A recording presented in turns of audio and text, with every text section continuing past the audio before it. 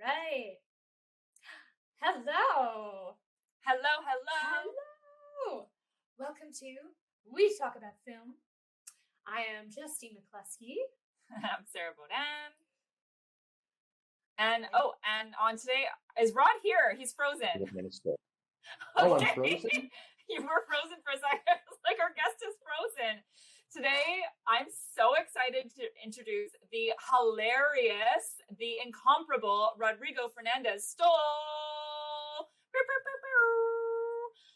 Rodrigo is a Canadian actor and comedian who has been working in the film and TV industry for over 15 years. He's a 3-time Canadian Screen Award nominee, receiving nods for Best Lead Performance for Save Me, Best Supporting Performance for How to Buy a Baby, and Best Guest Performance in a Comedy for CBC's Son of a Critch. He had a recurring role in Kim's Convenience as Enrique, a regular customer of the convenience store, and as a regular supporting role in Detention Adventure. His short film Job Interview won the Canadian Comedy Award for Best Comedy Special or Short Film at the 16th Canadian Comedy Awards in 2015. Recent acting credits include guest star on CBS comedy Ghosts and Sofia Coppola's upcoming feature Priscilla, based on the life of Priscilla Presley. I also saw him on the airplane in the Blackberry movie. I should add that. And I should get rid of the upcoming thing, because the movie's like a year old. So it's not really That's upcoming. right. We've seen the photos. Yeah. In addition to acting, again, hilarious, Rodrigo Fernandez-Stoll is also an acclaimed singer and musician who has released numerous albums under the name Fog and Lasers. If you've never been to a Fog and Lasers show and you live in the GTA, I highly, highly suggest you go. He's a regular performer with the beloved Toronto cover band Dwayne Gretzky and guest performer with Canadian punk rock band The Flatliners. Here we are, Rod. Welcome. Thanks for having thank you for me. joining. Ooh, we're so happy to have you. We're so excited that you are game and into it and wanting to come and chat and hang out with us for a little bit. So I mean, I've worked with both of you before, so I feel like it would be I'd be like going back in time and be like us hanging out when we were working together. So that's what you're actually our very first guest, Rod. And I don't know if I think I might have told you that, but why don't I would love for us to all spill into how we know each other. Like, because I feel like there's this funny intertwine. Well, I didn't know that I was the first guest. You made it seem like you've been doing this podcast for 7 years. So so professional. Yeah. well seasoned. We're seasoned. We're seasoned podcasters over here. Well, we worked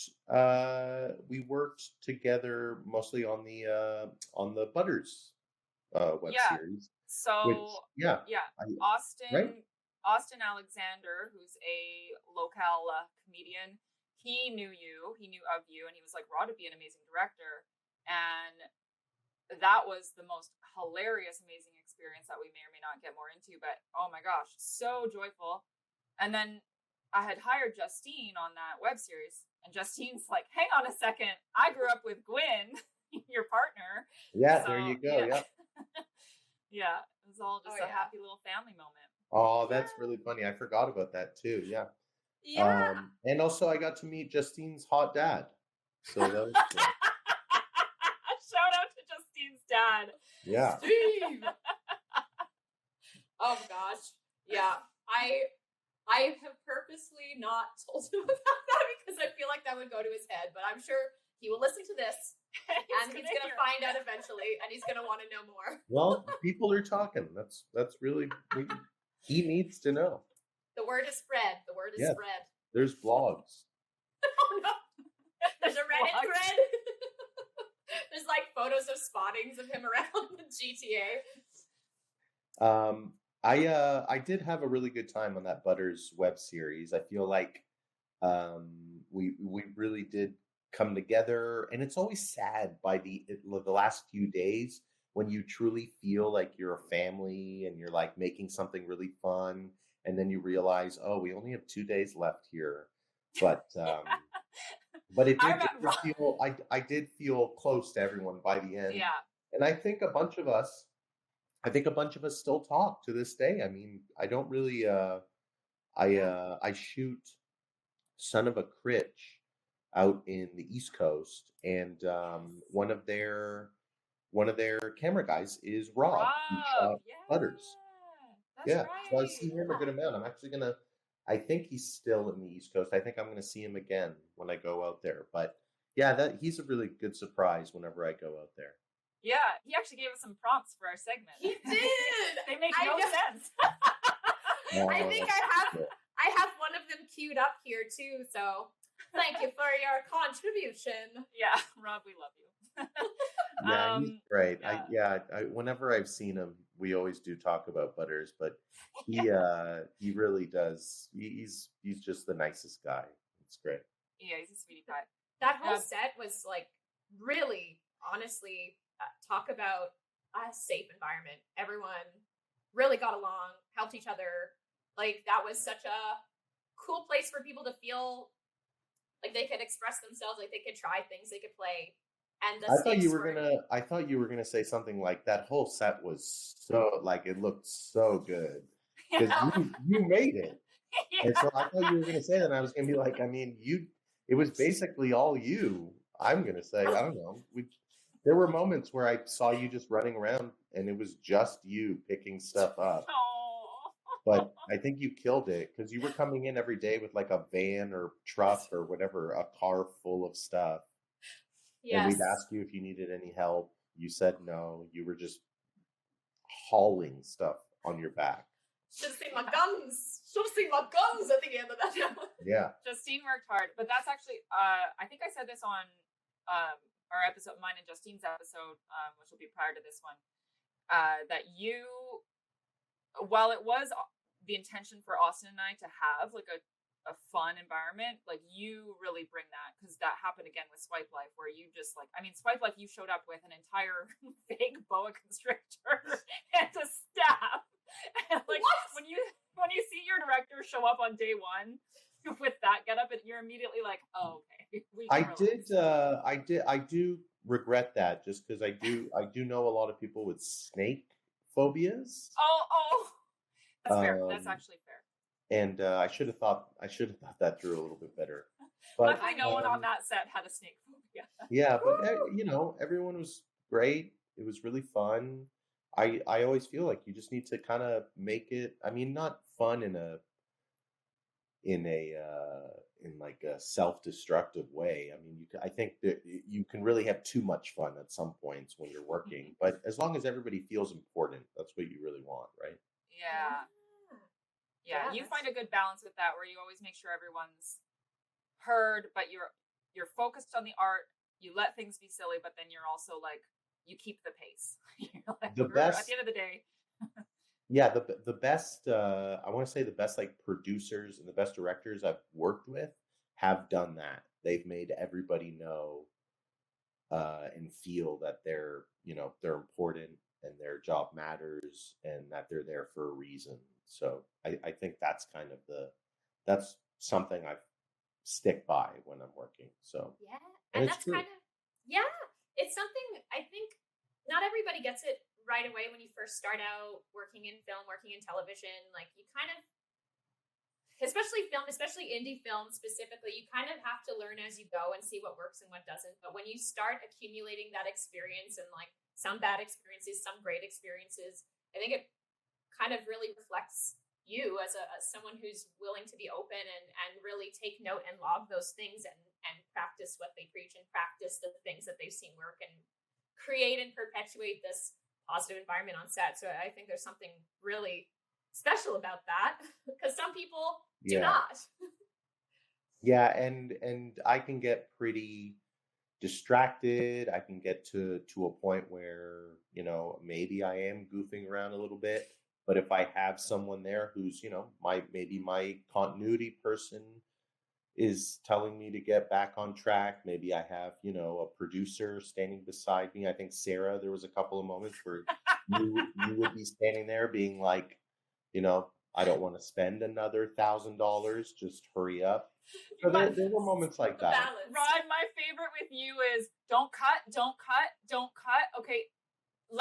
Action. Don't cut. Let's try that again. Don't cut. Right. I always feel like cutting just gets rid of It's that true. It's true. momentum. So No, I feel and I like get just you. keep it rolling, and then whatever. The editors will hate me. Everybody on sound will hate me, but it keeps it going for the actors. I hate saying cut is just, as an actor, I feel like that sometimes, where once they say cut, it's like, okay, energy's back to being real, the real me. When Yeah. meanwhile, if we just keep rolling the whole time, you're still in the scene. Yeah. It's nice. No, but I yeah, loved it. it's not the best for the editors. I loved it as an actor. Not the other side is like, okay, where was that soundbite again? Okay. Yeah, Oh, they were not yeah, they hated my guts. it's so interesting because about the calling cuts, I notice even for myself, I have a hard time. Similarly, it's kind of like it lifts the fog, the magic is gone. It like shuts things down really. Like there's a hard line. But then how do you navigate that as someone who's in control of what goes on next and keeping the flow and stuff like that? I appreciated watching you do that because it helped me try and figure out how to do that on my own. Because I don't know, for me it was like I whispered and cut. I don't even know where my microphone is. Right here. I mean, sometimes, yeah, you do have to say cut, obviously, if you have to reset anything, or if it's more for some specific coverage you need to get. But if it's just if it's a scene that requires some sort of dialogue back and forth, and you're just trying to get into some sort of zone, then just keep going. I mean, there's a lot of acting exercises that are like that, where you just repeat everything. You're just trying to get into it, so you might as well. I think I did do that with you guys one morning, where I got you and Austin to repeat it over and over. Yeah. And you guys like hated me that morning. I'm pretty sure. No, I didn't. I did not hate you. Not I you hated the moment. particularly. I hated the moment. Oh, but yeah. I actually, but it's like I love hated the moment. You know what I mean? Like my character was very distraught in that moment, and I'm someone who throws myself a little too hard into the realness of what's happening. So you getting us to like, and again, and I'm supposed to be frustrated. So I was like, rah! Yeah. But I as an actor, I live for that. See, but there's something interesting because that's kind of getting you into the psychology of you're frustrated and you're creating that, you're allowing that moment to be suspended. Yeah. And no, I actually loved it. See, that's funny. Like you as a director felt like I actually loved it. That's really funny. I mean, I would probably, if I was the actor, I'd probably be sitting there going, "Oh, fuck, I gotta do this again and again." Like, okay, I get into zones where I'm like, I know the lines, man. Let's just do it. Let's just do it. And I know I just had a good take. Yeah, because speaking of you as an actor, well, actually, wait, let me backtrack. What was your first like artistic love? Is it acting or is it comedy?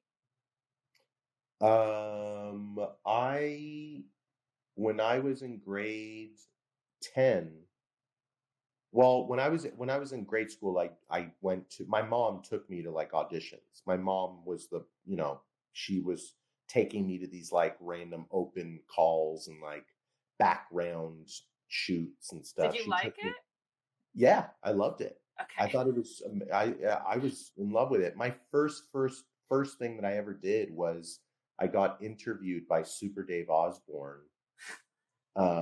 They shot that. They shot that in my hometown growing up. They shot Super Dave Osborne, and they were looking for kids for Super Dave to interview about what your favorite stunts would be. And I ended up just being one of those kids. Like they just grabbed me out of the crowd and said, "You're going to say this stunt, okay?" And then there was Super Dave. He walked up to me and he sat down with me and he asked me, "What's your favorite stunt?" or whatever. It was just, I was so shy. I was like, I didn't really know I didn't know where to look or anything. I think I was just this like really, really shy kid, but I still liked it. Like I liked the atmosphere. Yeah. And then, and then my mom just kind of took me to all these different, I want to say like, I mean, my parents took me to, I was like, I think we went to go see like 3 movies a week. Like my parents took me to so many movies and I just loved movies. Like I wanted to just do anything that I could do in movies. Ooh, okay. And then and then in grade 10, I ended up one of my friends in high school who's a stand-up comedian now, my friend Brian, he ended up him and I had a sketchbook that we would write sketches in. Nice. In drama class, and then we kept saying, "Oh, we're gonna," I kept saying, "I'm gonna be an actor, comedian," and like all this stuff. And then we both went on to do what we said we were gonna do. But that's kind of the first thing where I started like writing random sketches and stuff. I don't want to see that book ever. I want to see that book. I hope it's been burnt. I think a lot of those sketches are probably they're just so bad. But yeah, I'd that'd say be a fun bit, like reacting sketches you wrote as a teenager. Oh yeah, I think we actually we went to Humber College for comedy writing, and we made a bunch of sketches there. And we recently just watched one that we made 20 years ago, and it's so bad. It's so bad. And we were both kind of like, let's make sure nobody ever sees this.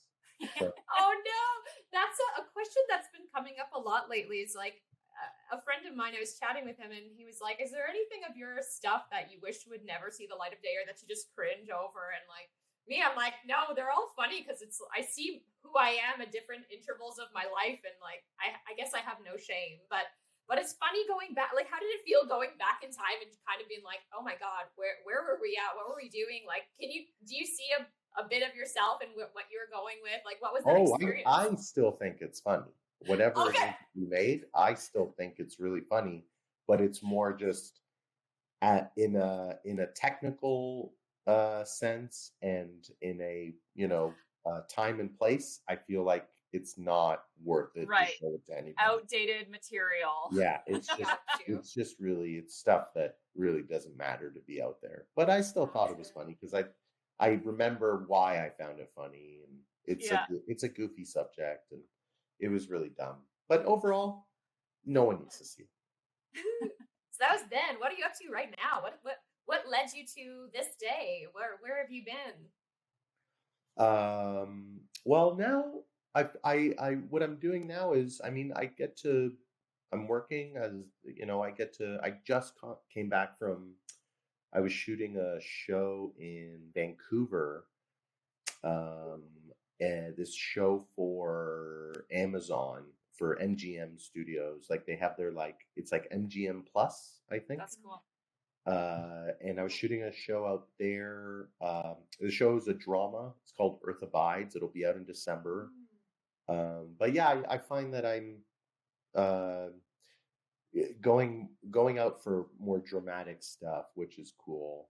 I don't know if that's just naturally the way we kind of started going to, because my agent will kind of send me random things and be like, she'll be like, I think you're good for this and this, and I think you need to like start pushing for this.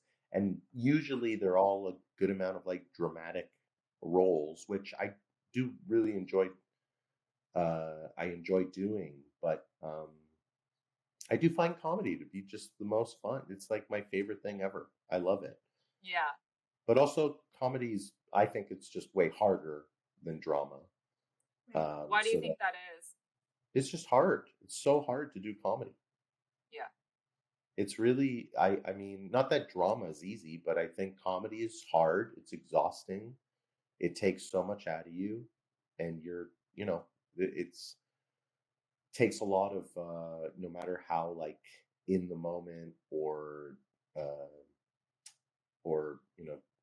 just when you're performing or anything, or you're filming something, a lot of the moments that you think are, they just happened, they're not. There's a lot of planning, a lot of like trying to time it out. But I just think it is kind of way harder than anything else when it comes to trying to do it. But that's just me also. Like, I just find it to be the hardest one. Drama is a bit more of a, you really have to like find a place to go to do it, which is, it's a whole other muscle that you're using, which I've learned that from other actors who are like professional dramatic theater actors, like people who have like tried to teach me this is what you're supposed to do, because I'm in a zone where I'm still a goofball whenever I'm like on Somebody set. tried to teach me. Yeah, they've tried to really tell me where to go, but whenever I'm like with those sorts of actors, you really have to like give them their space, make sure they have enough time to get into it. Because if you're surrounded by a bunch of comedians, you're not giving anyone space. Like you're trying to one up each other. Yeah. I mean, I think it was more just trying to distinguish how people get to that point when they're trying to act that way. I think everybody has their like different ways, really. I don't think there's like one way you should do it. But it was really cool to see everyone trying to get to those points when they were acting. Yeah. And I think it's just, it's like just there is no like exact way, but I did learn something about how to actually try to, use those muscles that everyone else does. But yeah, I think comedy's way harder. That's so funny to hear you say that, because I feel like most people know you as like the silly guy. Thank you.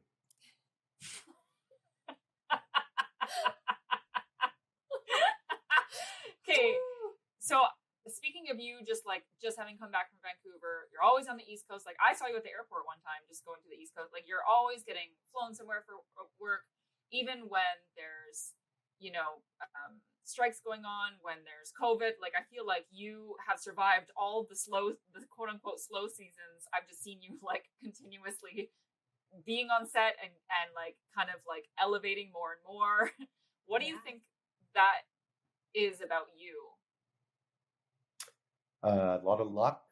There's a lot of luck in there, and just really just pushing the. I do find that throughout the beginning of my whole career, I've been like a yes man, and I've just said I'll do whatever. And now there's a little bit more of a filter there where I can say like, I'm not going to do that. But it really was just I try to give. It's kind of the advice I give to anybody who's starting out acting, and I just say, just do everything.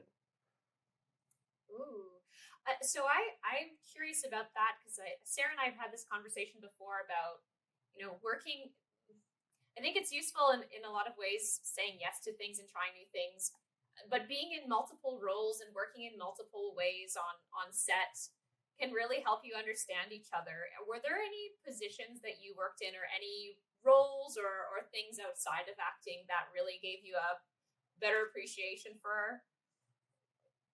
It's funny you should say that, because that's actually what I tell everybody to do before they get into acting: work every single department. Yes. Because that's what I started as a PA. I was an AD. I do some directing, but I worked in art department. I worked as a driver. I worked as a personal assistant for a bit. I worked as, I did set dress. Wow. I did. I was in props for a little bit, but my early 20s, I worked a lot in every single department until I actually started working as an actor. Yeah. Oh, that's wild. Like to me, that's the marks of good leadership, which I think, like going back to Butters, that was my experience working with you. Is a clear show of good leadership, is that empathy and understanding of everybody that you're working with, like knowing what their experience is. And so the fact that you did that to get to, I don't know, is there a role in particular that you're like, oh, that was tough, or oh, I really would love to do more of that if I had extra time and more capacity? What do you mean, like a role, like an acting role? Oh, like a position in a crew position. Sorry, I know now we're talking about acting and crew roles.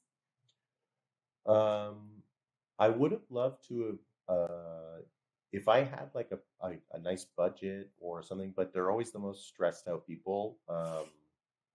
I'm going to say this about you, Justine.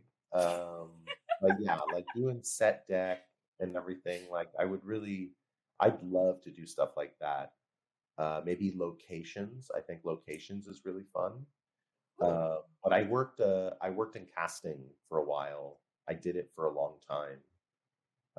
And I think I enjoyed it the most because I knew a ton of, I know a ton of actors, I know a ton of comedians, and I loved giving my friends the opportunity to audition and like having, looking at some people I know or trying to seek out somebody for a certain role that I don't know anybody for. So I'd always I'd be like, do you know anybody? To everybody, I'd be like, do you know anybody who fits this description or who would be good for this? And everybody starts spreading the word, being like, oh, this person, or going to shows and seeing different. I go to a lot of sketch shows, so going to sketch shows or fringe shows and seeing some random actor and going, I like that person. I want to put them in something. But yeah, I always find casting to be it seems like so much fun. And when I've done it, it's been very fun. It's also stressful, but I think every job is stressful. Yeah. I personally love having been on the other side of that a few times because you get to learn so much about why people make the choices they're making. Like, of course, when you're starting out as an actor, you're like, but why didn't they choose me? And it's like, it's generally never personal. Like, often you're amazing for the role. It's just you might not fit a certain tone or like a certain, it's like it's never. Yeah. I get that. I get that once a week.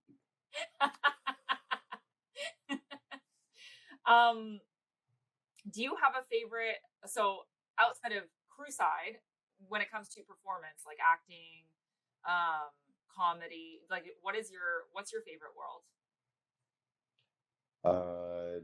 We'll include singing in there. I mean, singing is very fun. I like making music. I write a lot of songs, but I just enjoy the collaboration when filming something. I think that's kind of my world. I like getting together and just making something. And I almost did that in Vancouver, where I was like going to put out a notice saying, does anybody want to make a short film on a Saturday? But I know my limits, and I think I was a bit exhausted. So I said, I'm not going to do that. And I just You're slept. ambitious. Yeah. It's a short film about napping. You try to tell yourself you're able to do something like that, but no, it's a lot of work. I love your random, like your I don't know if I can say this, but your A&W sketch. Oh wait, no, I shouldn't. I won't say your shitburger sketch. Yeah, that one's so Loved funny. it. And then you had the transit. Yes. I forget how that one. Yeah, like just making. I won't name God. brands or companies, but making fun of a certain transit company. Oh yeah. Yeah, they hated it. No.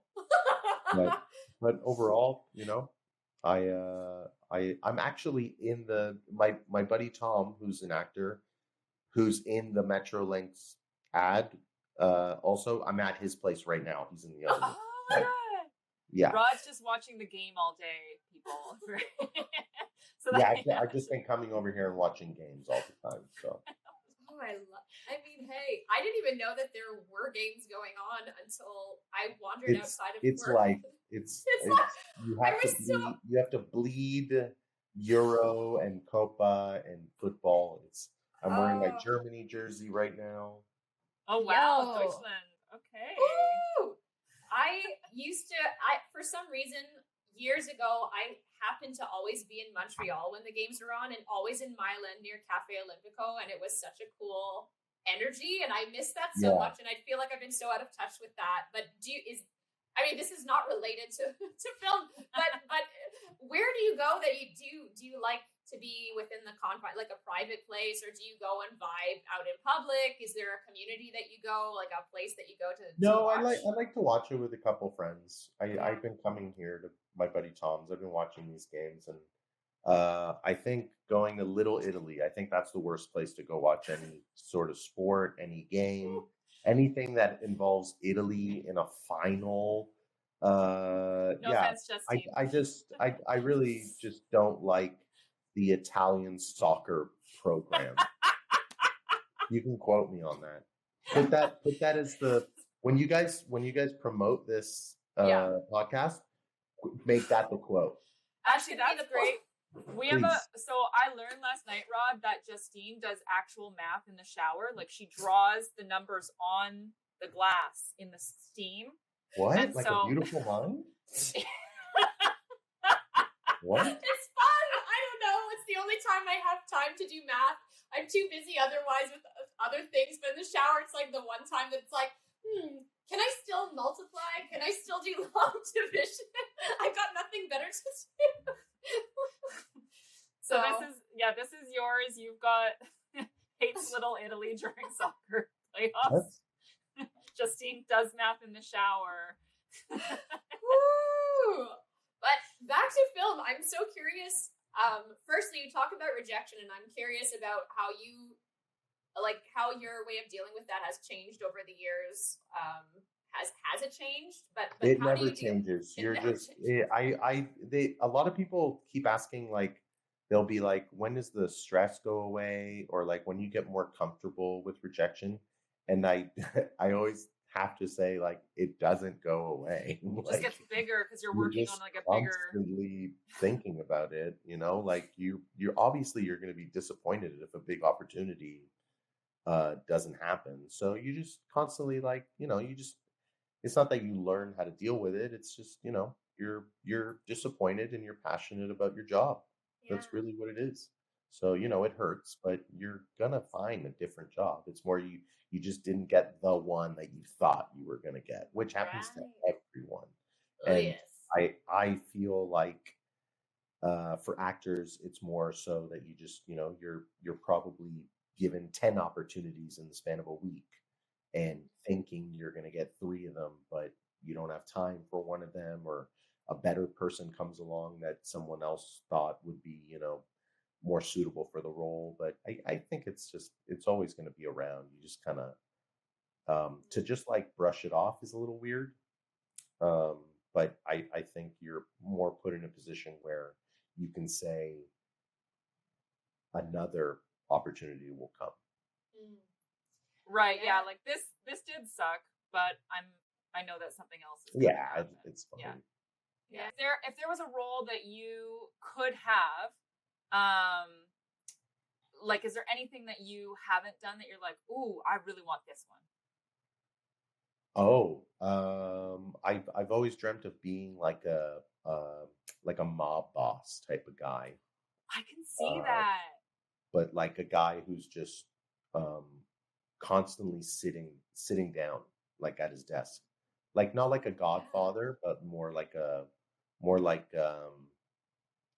Kingpin from like Marvel, just like a guy like that, or what's his name, like the boss from Dick Tracy. Oh, Yeah. Ooh, that's cool. Like kind of like constantly film noir, sweating, little like dirty mustache, just always dripping sweat. profusely, just misty, just got that what is it, dewy? Looking dewy. I something where he's got like constantly has like a handkerchief. Oh, I love padding that. on his forehead. Ooh, that's vivid, and I love it. Shall we go to prompts? Not prompts. Yeah, real quick. Yeah. Shall we go to our segments? Please. Yeah, let's I'll read out this horror story. So this person said what is your worst experience on set, or on-set horror stories? Oh, I got one. Or sorry. Oh, yeah, okay, let's go with yours, and Let's I can do the rest after you. Yeah. I did a commercial once where the clients kept saying, why is that guy making a goofy face? And they were talking about me. That I had no idea until finally the director was like, I think they're talking about you, Rod. And and then he's like, are you making a goofy face? I was like, no, I'm just smiling. And then they kept telling me, they kept saying on the walkie in front of everyone to the crew, they're like, can he stop making that face? And they did it about 3 times, and they kept saying, like, he's still making a face. And I was like, I'm not making any face. Wow. And way then to kill an actor's like momentum. Yeah. Oh. And then the commercial came out. It was a Super Bowl commercial, and the commercial came out, and they put the logo on top of my face. Someone hated my face that much. Did you still get your usage? I don't did know. I don't remember, but it was. I thought it was really funny. Someone I was like, who? They hated your face. Who hated my face that much? But I was once told that I was acting sexual when I was smiling, and I was like commercial. I get that clients. too all the time. People are like, "Why is he's acting sexual?" Do you have any direction you've ever given that you are like that? You cringe at that moment. To an actor? Yeah. Or gotten. I mean, you've been directed a lot more. You've been directed to a lot more, but I was Honestly, curious no. I've lucked out. Everybody's He's a been pro, really everyone. good. Everyone's been very, very nice. It's I've never had like a horror story with any directors or anything. Everybody's been pretty cool. I hope to not have a horror story, but yeah, I've never had bad direction from you. You're one of my favorite people I've had direct me. right on. Yeah. Ooh, I love the love. Well, that's fabulous. I know, this is just elevate Rod. That's what Oh my God. Well, he deserves it. Well, Rod, before you go, we'll do a little prompts from a hat. This is like kind of a sign off for us. Cool. So, we'll let you fill one of the blanks in here. We've got at random, we've got a name, the name of the day, the prompts. So if anyone will explain prompts from a hat, we're giving 4 prompts: a name, location, an object, and a genre. And that's kind of just for anyone who wants to tell a story, something we could riff off of later as well. So we've got a name, Oswald. We've got a location from Rob. This is Rob's, Grant's tomb. We've got an object, an olive. And can you provide a genre for us? Genre, superhero movie. Oh, with an olive. I love that. That's great.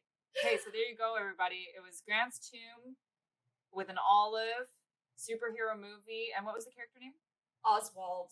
Oswald. That's kind of villainy in a way. Depending. So, yeah. Rod's going to come back with a short film for us. Shot on There we go. Saturday. And it started here. You saw it here, folks. So, Rod, Thank you Rod, for thank coming you. on. Thank We you. adore This you. was really fun. Yay. we'll see you soon, and super grateful. And thanks for coming online. You got it. Thanks for having me, and let me know when this comes out. Oh, we will for sure. You'll see your face on the internet very soon. Oh, yeah. Okay, cool. All right, have fun. Bye, Ron. Thank you. Good to see you. Yeah, you too. My gosh, Rod. So this is what's so funny about Rod, and I had a feeling it would be exactly this because I know him and a few other folks like him. Silly people are actually the most like chill when you just talk to them like in casual everyday life. But then as soon as you ask them to like be animated, like as soon as you it's like, oh, it's time to play, it's time to act, it's time to direct, it's time to be that person. It's like all of a sudden you get like the kookiest. Or, I mean, again, go see Fog and Lasers, and you get, like, just this, like, top-notch, hilarious performer. You get, like, the most unexpected, weird sequence of cameos coming into a live show. Like, you just get everything, and that's all from the Rodrigo Fernandez-Stoll platter. And I just love how, like, he's, like, just, like, the most gentle, sweet spirit that you're like, oh, like, I feel like we could just be around a campfire right now. Oh, yeah. Yes. And I don't know. It's just so fun hearing all of his experiences and just knowing he's so humble. Humble. I went opposite. Yeah. Oh so my dynamic, goodness. so humble. But he doesn't make a show of it. So you are right. Like, he is so humble, but he's willing to try everything, and he tosses play. himself right in. Yeah, he's always, that's the thing is he spoke a little bit about mindset, but really like out of all the performers I know, he's probably in like the top 3 of people who have just like the most positive can-do, yes man mindset. It's like, okay, you rejected me here, but we're going to keep going. Like, oh, like, you know, he never let COVID affect his mindset about performance. He never let the strikes affect his mindset about performance. He's like, yeah, I'm just going to keep working. It's okay. Yeah. Ooh, I love it. I'm so curious. I want to hear more, so maybe we'll call him back one day. I know. Rod's going to have to come back. We'll try to get more time. We had technical difficulties today. We did. We had like a bunch of really fun prepared questions, and we got to ask. We got through a few. I know, we got through like 4 out of 12. It was fun though. It was fun, and this was So like such a cool first little toe dip into the world, and kind of get to hear a little bit of his perspective. I thought you've been doing this podcast for 7 years. If that's not a compliment, then I don't know what it is. That's some Rodrigo sarcasm, I think. Yeah. But Ooh. no, I'm kidding. But I'm curious. So you said you had worst direction submission. Oh, I did have a and worst direction submission. A horror story submission. Submission. So the worst direction submission, and again, this is going to be anonymous, is okay, sorry, I'll say that. The worst direction submission that I've got, and this is anonymous, of course, is the worst direction I ever received was, I would regret submitting this film with this music as you have it. This person's a composer. So this is the director said to him, I would regret having submitted the film with the music as you have it. And this was after, oh my gosh, I'm saying this so fucking bad. Let me redo that. We're going to cut that part. I'm going to redo it. Okay. So this is, of course, an anonymous submission. The worst direction I ever received was, quote unquote, I would regret submitting this film with the music as you have it. End quote. This was regarding a sequence that 2 days earlier was perfect and moved the director to tears. This is a composer, of course. So just imagine having your work, like the director says to you, this moved me to tears. And then 2 days later, I would regret submitting this film with what you created. You know, the thing about this is there's just a more diplomatic way to approach it. Yeah. You don't have to say, I would regret submitting the film with what you made. That's a horrific thing to say to anyone, because absolutely, like, that is not constructive. There is nothing they can do with that. There's nothing they can. And also, I know personally, I have, years ago, I had an issue with, I would say things too soon without thinking about it. And I would say really, really big complimentary things because I wanted people to feel safe and comfortable and that they were appreciated and seen. But I didn't always mean it. And it wasn't that I was necessarily lying, but I was like overdoing it with like compliments because I really wanted to make sure people felt good. And sometimes I would put my foot in my mouth because it's like, okay, I like parts of it, but I didn't necessarily love this as much. And this has happened in so many ways. And then you kind of just, there's no way for me, I couldn't get out of anything because it's like, all right, it's too late now. But there's a way of being thoughtful about things and saying, okay, I love where this is going. Can I sit with this? Yeah. Yeah. It's so But true. that's learned. Yeah. Like you can so,